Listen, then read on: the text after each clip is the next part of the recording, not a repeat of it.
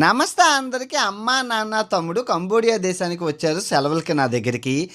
కంబోడియాలోని సవకగా మనిషికి 800 luxury room తీసుకున్నాను అనమాట. చాలా బాగుంటుంది. స్విమ్మింగ్ పూలు, అటు సైడ్ మొత్తం బాత్రూమ్లు అవిని, లాను చూడండి ఎంత బాగుంటుందో. మీ ఫ్యామిలీస్ని కూడా తీసుకురండి. సవక మామూలు సవక కాదు, పెద్ద లాను. అండ్ ఇక్కడ పెద్ద హాలు, అంటే బయట జొన్నపొత్తులు అవి కాల్చుకోవడానికి బొగ్గులు అవిని.